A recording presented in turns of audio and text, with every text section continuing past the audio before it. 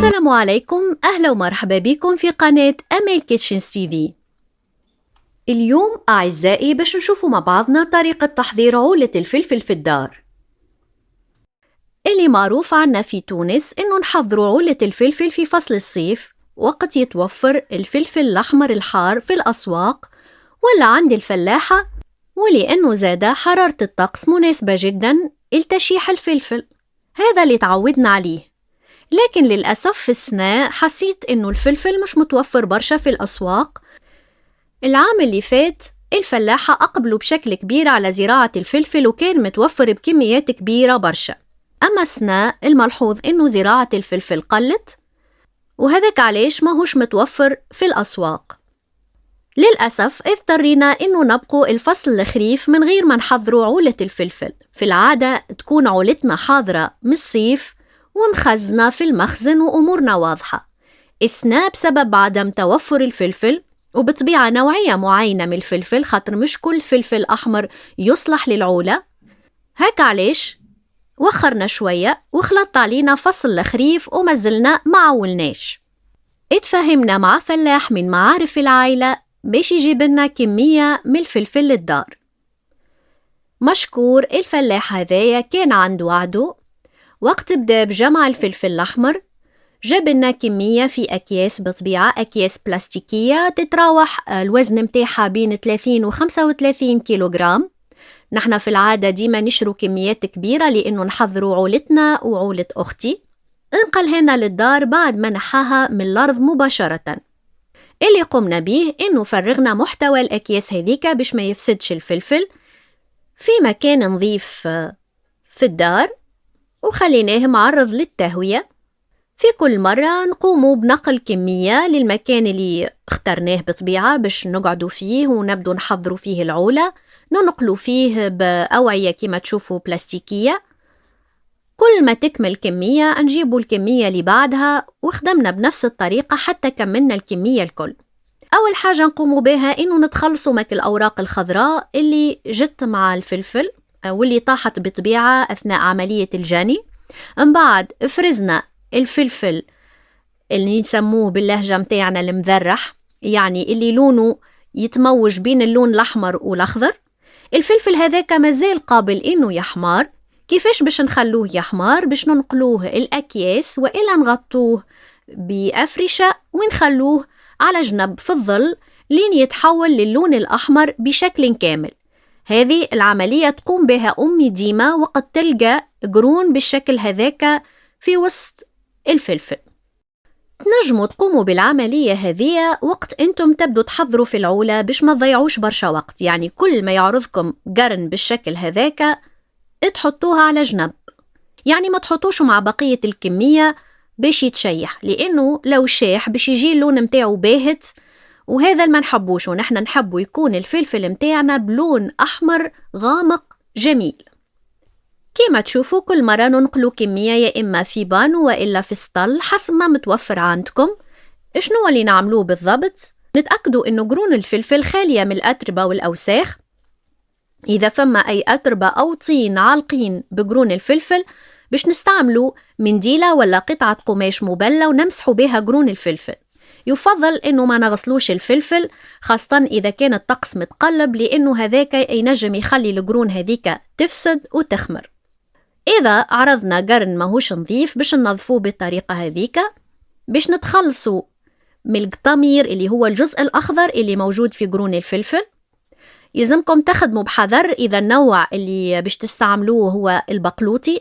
نعرفوا إنه في قرون البقلوطي القطمورة هذيك متعلقة بقلب القرن اللي هو يحتوي على البذور، ونحن ماذا بينا ما نتخلصوش من البذور، لأنه البذور هذيك هي أساس الطعم الحار اللي في الفلفل. ما يلزمناش نرمو البذور هذيك، يلزمنا نحافظوا عليها. لذا يلزمنا نخدموا بحذر نحو القطمورة هذيك، أو إذا استعصى علينا الأمر نجمو نستعملوا مقص اللي نستعملوه عادة في المطبخ باش نتخلصوا من القطمورة هذيك ونحافظوا على القلب اللي موجود في قرن الفلفل واللي يحتوي على البذور. هذايا ضروري، خاطر فما برشا نساء يغلطوا غلطة كبيرة إنهم يقوموا بتقسيم الفلفل ويتخلصوا من البذور تماما وهكاك يتحصلوا على فلفل الطعم متاعه ماهوش حار برشا وما يصبرش زادة برشا. يعني باش نحافظوا على الطعم البنين متاع الفلفل ونطولوا مدة تخزينه يلزمنا نحافظوا على البذور. نواصلوا العمل بنفس الطريقة لنكملوا الكمية الكل حسب الكمية اللي خذيتوها. بطبيعة تنجم مدة تحضير العولة طول وإلا تقل. كما قلت لكم في البداية نحن شرينا كميات كبيرة شوي لذا طلب منا الأمر أيامات باش كملنا كمية الفلفل الكل. بطبيعة ما تنسوش باش تنظفوا قرون الفلفل المذرحة زادة من القطامير قبل ما تنقلوها للمكان اللي ذكرته لكم في الظل وتغطوهم حتى يحمروا بالكامل باش ما تعودوش ترجعوا من جديد تتعبوا عليهم. نظفوهم فرد المرة وخلوهم على جنب باش وقت يتحولوا للون الأحمر تماما تنقلوهم المكان التشييح ولا التجفيف. باهي كملنا الكمية الكل. توا حسب الطقس وحسب المساحة المفتوحة اللي متوفرة عندكم في الدار. إذا عندكم مساحات كبيرة مثلا جردة واسعة وإلا سطح متاع الدار وتنجموا تنشروا عليه الفلفل فبإمكانكم إنكم تقسموا الفلفل الأجزاء بسكينة وإلا بمقص. إذا عندكم مساحات كبيرة مفتوحة ومعرضة للهواء والأشعة الشمس تنجموا تقوموا بالعملية هذه. تقسموا قرون الفلفل إما إلى نصفين ولا حتى الأكثر وتنشروهم على كامل المساحة اللي متوفرة عندكم. في كل مرة تقوموا بتقليب الفلفل باستخدام عصا خشبية باش تضمنوا إنه الفلفل يشيح بنفس الطريقة من الأجناب الكل. لكن العملية هذه تكون ناجعة وتسرع مدة التجفيف لو إنه الطقس صيفي، يعني لا فما سحب لا أمطار.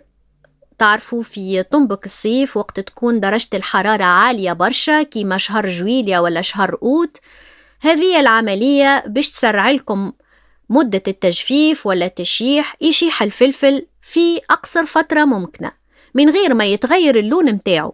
أما لو كان الطقس خريفي كيما الفترة اللي قاعدين نحضروا فيها نحن في العولة متاعنا فما ننصحش إنكم تحلوا الفلفل وتقسموه الأجزاء، لأنه الطقس المتقلب نهار مشمس ونهار ممطر ولا نهار مسحب. في الحالة هذه باش تضطروا يا إما تغطوا الفلفل باش تحموه من قطرات المطر خاصة إذا المطر تصب شوي، أو إنكم تلفوا الأفرشة اللي نشرتوا عليها الفلفل وتنقلوها المكان بعيدا عن الأمطار إذا كانت قوية. وباش تضطروا تدخلوا الفلفل زادة في الليل باش ما يتعرضش للرطوبة، وهذا بطبيعة باش يخلي مدة التشييح الطول وباش تخلينا ديما حذرين لأنه الطقس متقلب ونخافوا إنه الفلفل إذا تعرض للندوة وإلا للماء يتغير اللون متاعه ويتحول من لون الأحمر الجميل إلى اللون الأسود، وهذا ما نحبوش عليه بطبيعة. نحن نحبوا نتحصلوا على العولة اللي نعرفوها، العولة اللي لون الفلفل متاعها أحمر غامق مزيان. الحقيقة نحن في العادة وقت كنا نحضروا العولة في فصل الصيف ما نتعبوش فيها برشا، بعد ما ننظفوها ونحطوها على الفروشات نخلوها تشيح في عقلها من غير حتى مشاكل، لأنه ضامنين أنه الطقس ديما سخون وديما أشعة الشمس متوفرة. لكن في فصل كيما فصل الخريف تكون عملية التشييح دقيقة شوية، لأنه كيما قلت لكم نخافوا أنه اللون متاع الفلفل يتغير. والنصيحة ننصحها لكم زادة إنكم ما تشيحوش الفلفل على بساط بلاستيكي، ماذا بينا ديما نستعملوا فروشات قماشية لتشييح الفلفل. كما تلاحظوا في الفيديو نوعية الفروشات اللي شيحنا عليها الفلفل هي الفروشات المستخدمة عادة في موسم جني الزيتون، تتباع في الأسواق. هذم فروشات شراهم بابا. بعد ما كملنا عملية جني الزيتون غسلناهم وطبقناهم وحطيناهم في مكان نظيف. استعملناهم زادة في الفصل هذايا باش نشيحوا عليهم الفلفل، وبعد قمنا بغسلهم بطبيعة وخبيناهم في المكان المعتاد. ماذا بينا نستعملوا فروشات قماشية باش نحافظوا على لون قرون الفلفل اللون الأحمر المزيان، لأنه إذا شيحنا الفلفل على بساط بلاستيكي باش يتفاعل مع أشعة الشمس وباش يأثر على لون القرون، وباش تلاحظوا إنه القرون هذيك ولا لونها أسود. وإلا الناس اللي متعودة إنه تقسم الفلفل الأجزاء وبعد تشيحها باش يلاحظوا إنه الأجزاء هذيك ولا اللون متاعها أسود بالكامل. نلاحظ فيه هذايا عند برشا ناس الخطأ هذايا يقوموا به إنه ينشروا على أبسطة بلاستيكية وبعد النتيجة بطبيعة معروفة. باش نحافظوا على اللون هذاك نستعملوا أفرشة قماشية. ثاني نصيحة نجم نقدمها لكم إنه تتأكدوا إنه كمية الفلفل موزعة بالكامل ماهيش مكدسة فوق بعضها، باش نضمنوا إنه الكمية هذيك الكل معرضة للتهوية ومعرضة لأشعة الشمس بالشكل المطلوب. وديما نقلبوا كل فترة، نعملوا طلة على المكان اللي خصصناه التجفيف ولا تشيح الفلفل، نستعملوا عصا خشبية حتى عصا مصلحة قلبوا بها قرون الفلفل باش نغيروا الاتجاه، وهكاك نضمنوا إنه القرون تجف من الجوانب الكل بنفس الطريقة. يعني تكون الكمية موزعة في مساحة معرضة للهواء وأشعة الشمس وعلى أبسطة ولا أفرشة قماشية. هذه النصيحة اللي نجم نقدمها لكم باش تتحصلوا على عولة ممتازة. كما قلت لكم، بما إنه الفصل فصل خريف طالت شوية عملية التجفيف، لكن تمت الحمد لله على خير، وتحصلنا على قرون فلفل لونها مزيان أحمر. ماذا بينا ما نخلوش زاد الفلفل معرض لأشعة الشمس المدة طويلة أكثر من اللزوم، لأنه هذاك باش يكون فيه ضرر على الفلفل وباش يتحول اللون متاعه من الأحمر للأبيض، باش يولي اللون متاعه أشهب شوية كما نقولوا بلهجتنا، يعني باش تخف درجة اللون الأحمر ويولي اللون متاعه برتقالي باهت. ماذا بينا نجفوا الفلفل للمدة المناسبة، لا أكثر ولا أقل. وقت نحسوا الفلفل يشكشك وشايح مباشرة باش نجمعوا الأفرشة هذيك وباش ننتقلوا لعملية التغربيل. باش نغربلوا الفلفل باش نستعملوا منفضة باش نتخلصوا من أي أتربة مثلا تشدت في قرون الفلفل وقت شيحناه. نغربلوا بالكمية ونحطوها في شكاير خيشة، ما نستعملوش شكاير بلاستيكية، لأنه الشكاير هذيك بالمدة باش تخلي قرون الفلفل اللون متاعها يتغير، وزادة باش تمتص قرون الفلفل الرطوبة ولا الهوميديتي وباش ترجع طرية كيف ما كانت. لذا باش نضمنوا إنه قرون الفلفل مهوية للمدة القصيرة قبل ما ننقلوها للطاحونة نحطوها في أكياس خيشة. أمي كما تشوفوا في الفيديو قاعدة تغربل في الفلفل، كل مرة تفرغ الكمية اللي غربلتها في كيس ولا في شكارة تاع خيشة. تبقى في الأفرشة هذيك كان البذور زادة يلزمنا نصفوها مليح. استعملنا غربال أضيق شوية غربلنا به البذور، وحاولت أمي إنه تنظفهم من أي شوائب تكون موجودة فيها وضافتها للشكارة. ما يلزمناش نرموا البذور هذيك، ما يلزمناش نتخلصوا منها، لأنها من أساسيات عولة الفلفل. قمنا بغربلة الكمية هذيك الكل اللي شاحت بطبيعة، وحطيناها في شكاير خيشة وربطناها وخليناها على جنب حتى ننتقلوا للمرحلة التالية، وهي مرحلة الرحيان. قبل ما نهزوا الفلفل باش نرحوه في الطاحونة باش نضيفوا للأكياس هذيك كميات من الملح، لأنه الملح من المكونات الأساسية اللي تعاون على حفظ عولة الفلفل الأطول فترة ممكنة. يلزم الملح هذاك يترحى مع الفلفل. اللي قمنا بيه نحنا إنه نهار اللي قررنا باش نهزوا الفلفل متاعنا للطاحونة عاودنا شمسناه من جديد من غير ما فرغنا الأكياس، بما إنه الأكياس هذيك أكياس خيش معناها تنجم تتعرض لأشعة الشمس بأمان، ماهيش أكياس بلاستيكية. حطت أمي الأكياس هذيك تحت أشعة الشمس تقريبا أثناء ساعات النهار، خلت الأكياس هذيك تحت أشعة الشمس.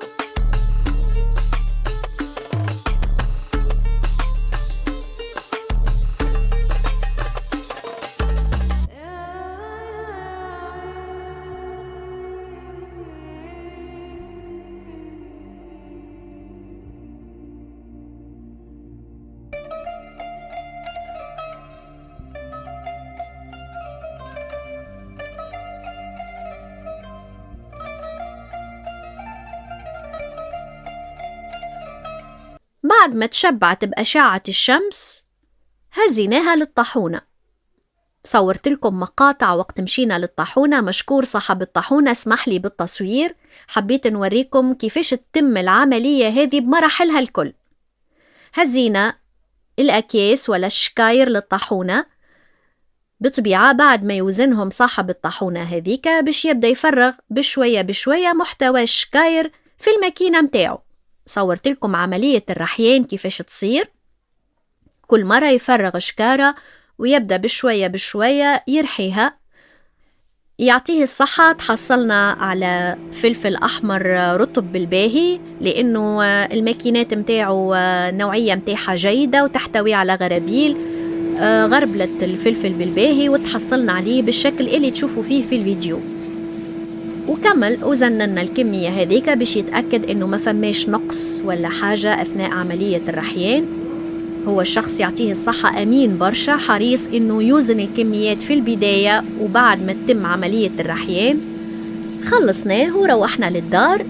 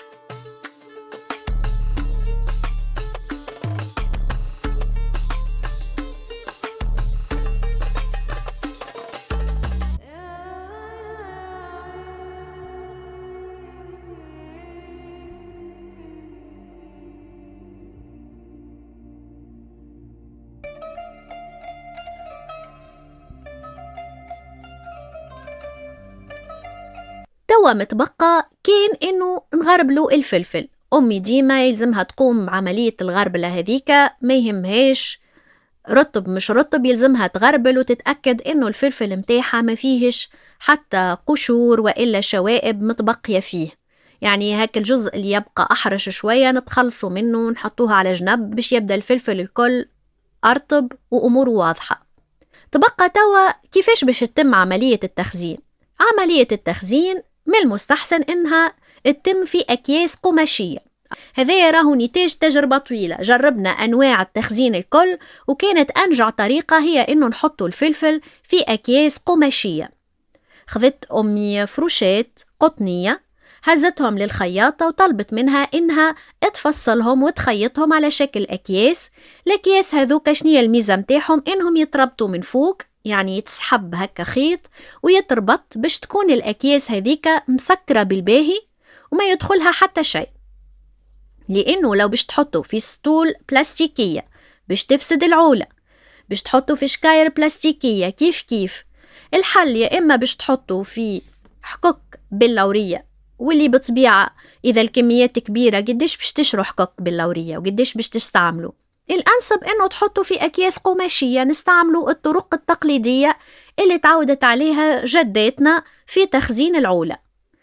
انقلنا الكمية هذيك بعد ما غربلناها الأكياس قماشية وهزيناها للمخزن وإلا للجزء المخصص في الدار لتخزين العولة. شنو الميزة متاع المخزن هذايا؟ إنه بعيد على حرارة المطبخ، بعيد على أشعة الشمس، نحطوه في مكان نظيف بارد ونخلو الفلفل متاعنا ويبقى صالح العام كامل من غير حتى مشاكل. كل مرة تهز كمية محددة تستحقها في كوجينتك وتبقى الكمية الأخرى محفوظة في مكان آمن بعيدة على العوامل المناخية اللي تنجم تقصر مدة حفظ العولة هذه كيما الرطوبة ولا درجة الحرارة العالية. إذن أعزائي، هذه هي طريقتنا في الدار في تحضير عولة الفلفل. نتمنى إنه الفيديو هذا ينال إعجابكم. فضلا وليس أمرا، ما تنسوش تدعموا القناة بالضغط على زر الاشتراك والإعجاب بالفيديو ونشره بين أصدقائكم وأحبابكم باش تعم الفايدة على الناس الكل. نلتقي إن شاء الله مجددا مع وصفة جديدة. إلى اللقاء.